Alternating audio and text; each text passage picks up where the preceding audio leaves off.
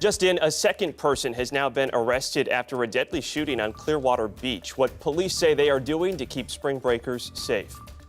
And they are a critical component on your car, and they're also easy cash for criminals, where police here in Tampa Bay say they are seeing an uptick in catalytic converter thefts and what state lawmakers are working on to crack down.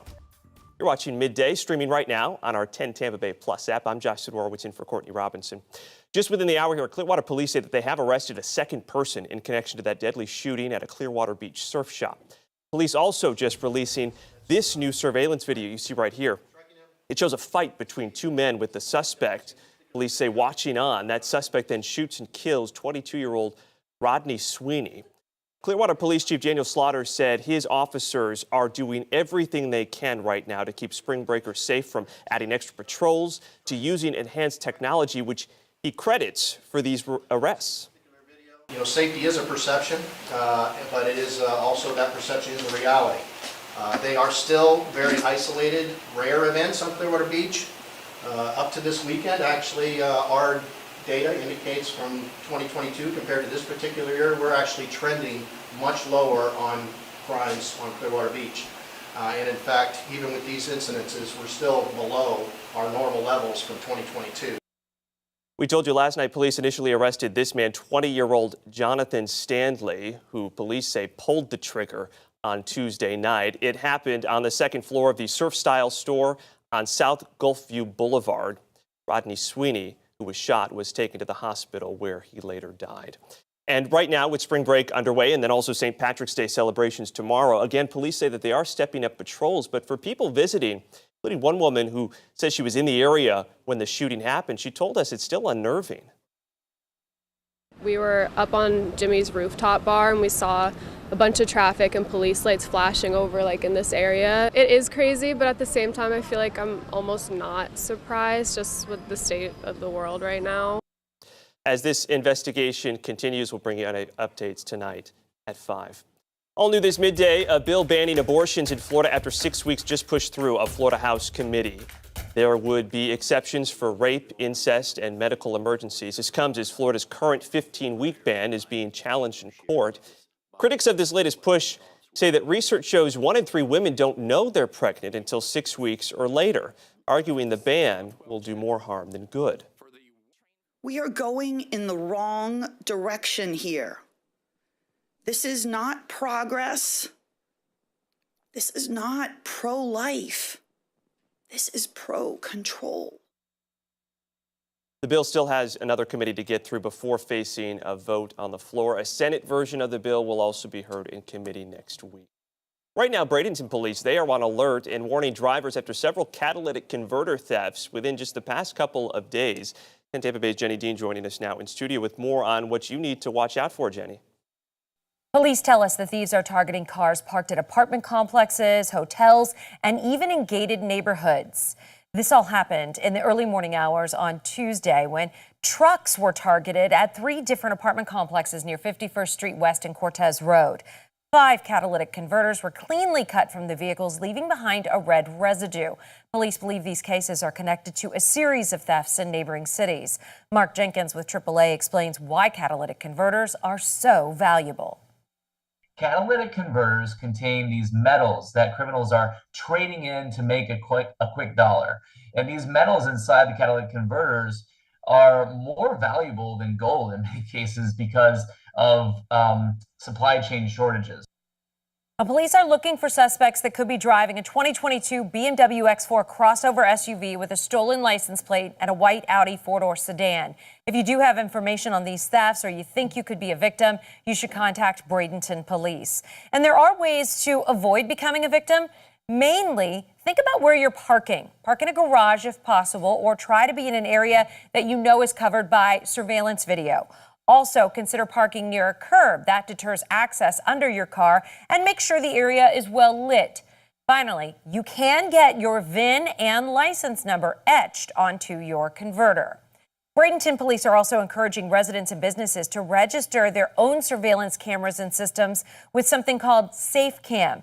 This is a free crime prevention tool, and it allows police to access the footage to help solve crimes like this.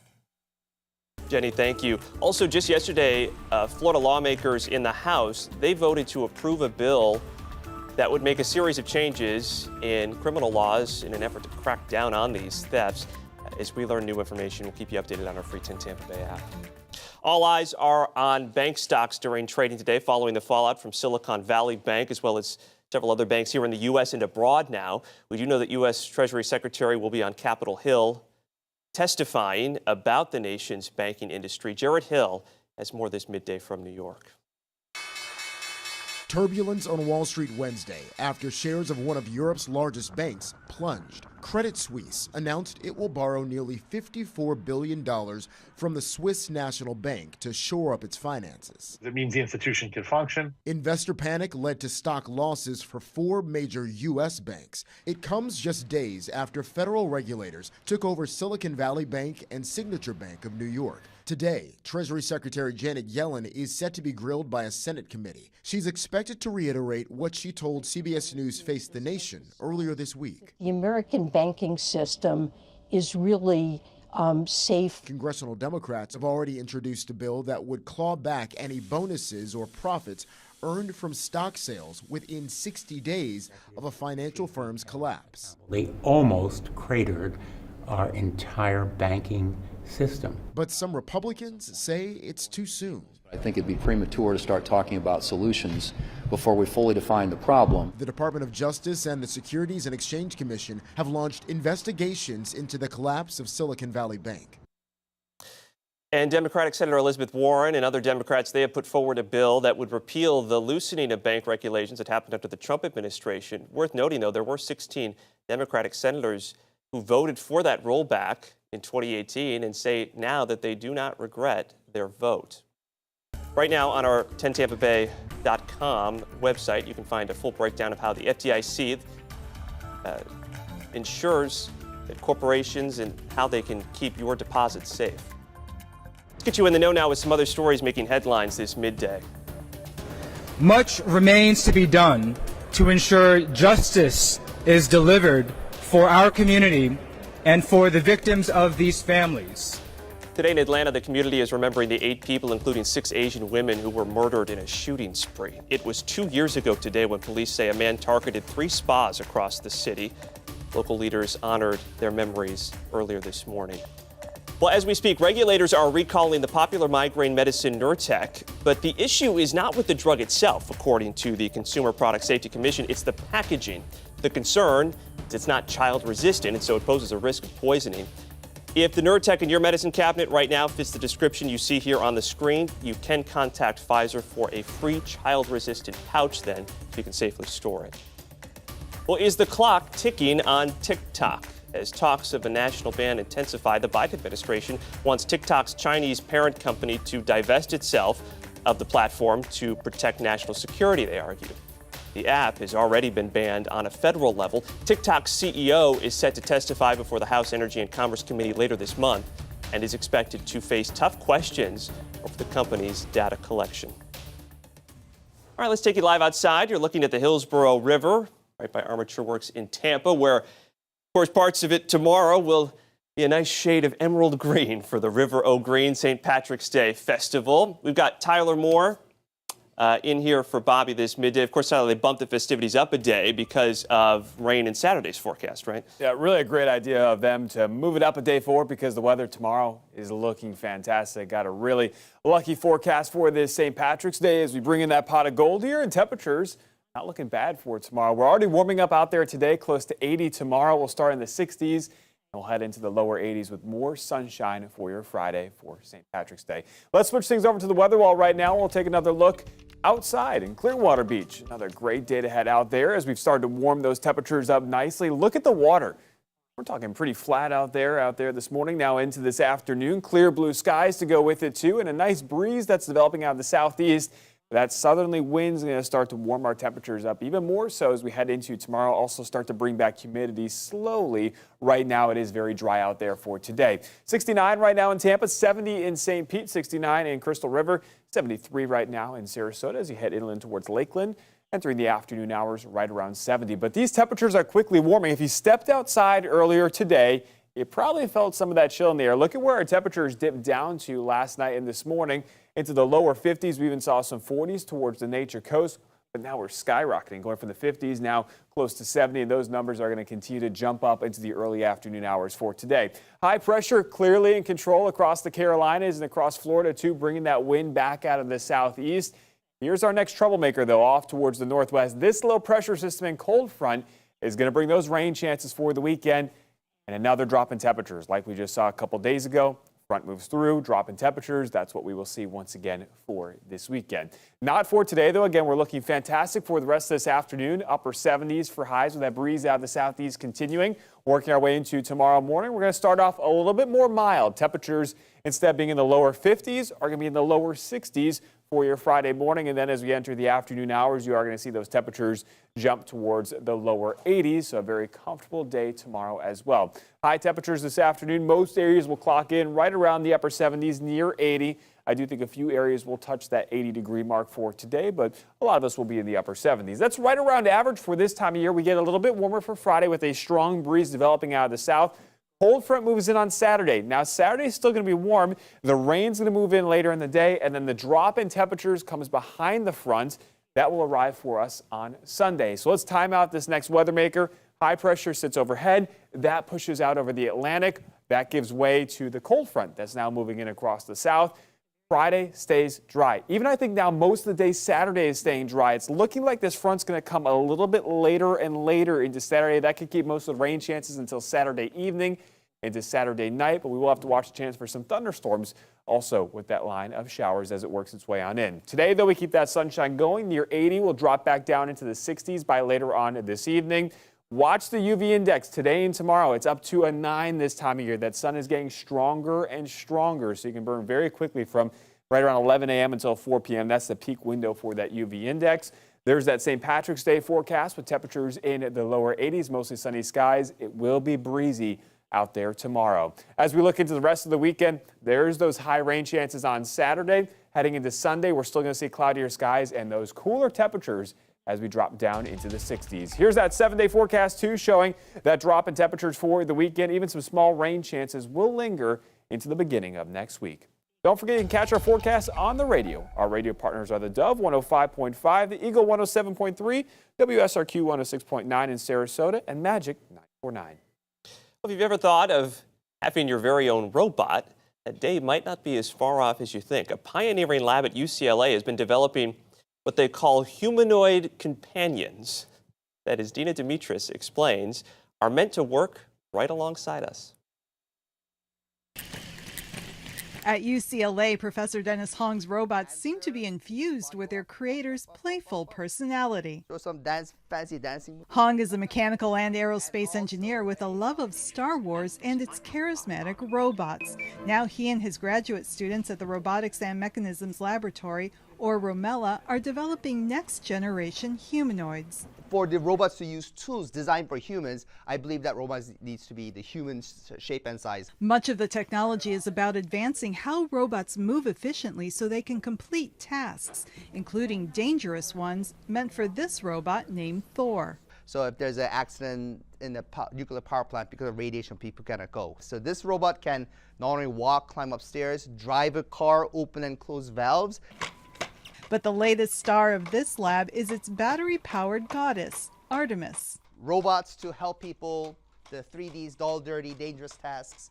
Now this robot will be able to walk upstairs, rubble pile, outdoors. But Artemis is only the first version of a humanoid Hong says could eventually handle ordinary tasks. These robots helping every day in home, cooking, taking out the trash, all those kind of things.